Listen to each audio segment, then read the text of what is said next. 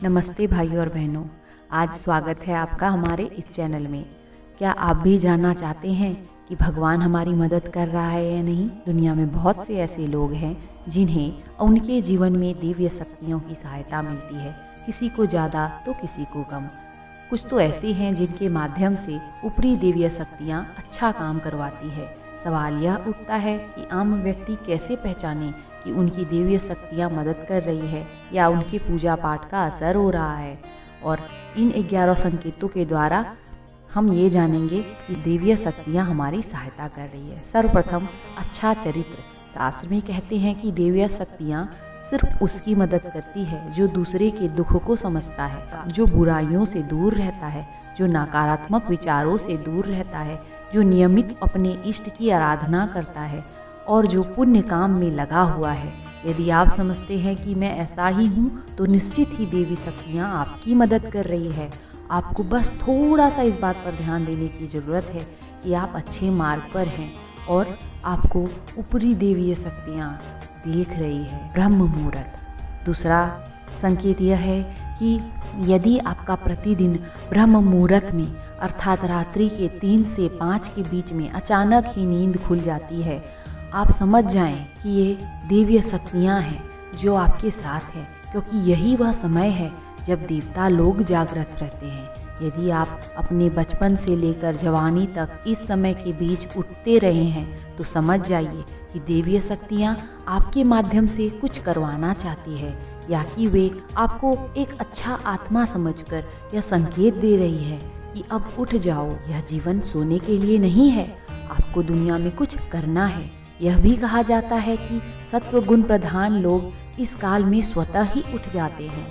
आयुर्वेद के अनुसार इस समय बहने वाली वायु को अमृत तुल्य कहा गया है। यह अमृत वेला होती है। कहते हैं कि इस काल में दुनिया की मात्र 13% लोग की ही नींदें खुलती है। तीसरा संकेत, स्वप्न में देव दर्शन। यदि आपको भी बारंबार मंदिर या किसी देव स्थान की सपने आते रहते हैं, सपने में आप आसमान में ही उड़ते रहते हैं, या सपने में आप देवी देवताओं से वार्तालाप करते रहते हैं, तो आप समझ जाइए कि देवी शक्तियाँ आप पर मेहरबान है। पूर्वाभास। चौथा संकेत, अगर आपको आने वाली घटनाओं का पहले से ही ज्ञान हो जाता है, तो आपको पूर्वाभास हो जाता है, तो समझ जाइए कि देवी शक्तियों की आप पर कृपा है। पांचवा संकेत, पारिवारिक प्रेम। आपकी पत्नी, बेटा, बेटी, आपके सभी परिजन आपकी आज्ञा का पालन कर रहे हैं, तो वे सभी आपसे प्यार करते हैं एवं आप उनसे भी प्यार कर रहे हैं, तो आप समझ जाइए कि देवीय शक्तियाँ आपसे प्रसन्न है। छठा संकेत है भाग्य से भी तेज। जीवन में आपको अचानक से लाभ प्राप्त हो जाता है। आपके किसी भी कार्य में किसी भी प्रकार की आपको बाधा उत्पन्न नहीं होती है। सभी कुछ आपको बहुत आसानी से मिल जाता है, तो आप समझ जाइए कि देवीय शक्तियाँ आपकी मदद कर रही है। सातवां संकेत, सुगंधित वातावरण का एहसास।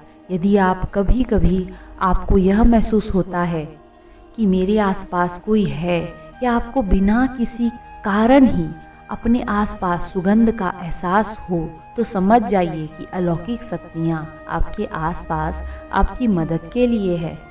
सुहानी हवा। आप पूजा कर रहे हैं और यदि आपको लगे कि अचानक ही सुहानी हवा का झोंका या प्रकाश पुंज आ गया और शरीर में सिंहरण दौड़ने लगे, ऐसा तो पहले कभी हुआ नहीं, तो समझिए कि देवी देवता आप पर प्रसन्न हैं। नौवां संकेत, ठंडी हवा का घेरा। भूमि पर रहते हुए भी कभी कभी आपको यह एहसास हो कि मेरे आसपास बादल का ठंडी हवा का पुंज है जिसने मुझे घेरा हुआ है, तो आप समझ जाइए कि अलौकिक या देवीय शक्तियाँ ने आपको घेर रखा है। ऐसा अक्सर बहुत ज़्यादा पूजा पाठ करने वाले व्यक्तियों के साथ होता है। 10वां संकेत, रोशनी का पुंज। अचानक ही आपको तेज रोशनी का पुंज दिखाई दे जिसकी आप कल्पना भी नहीं कर सकते, तो आपको अचानक ही कानों में मधुर संगीत सुनाई दे और आप आश्चर्य करें कि यहाँ आसपास तो कोई संगीत बज ही नहीं रहा, फिर यह कानों में सीटी बजने की तरह सुनाई दे, तो आप समझ जाइए कि आप दिव्य शक्ति के सानिध्य में हैं।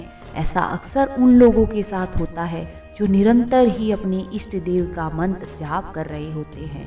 किसी की आवाज़ सुनाई देना 11वां संकेत है कि आप रात्रि में गहरी नींद में सो रहे हैं और आपको लगता है कि किसी ने मुझे आवाज़ दी और आप अचानक ही उठ जाते हैं, लेकिन फिर आपको आभास होता है कि यहाँ तो कोई नहीं है, लेकिन आवाज़ तो स्पष्ट थी।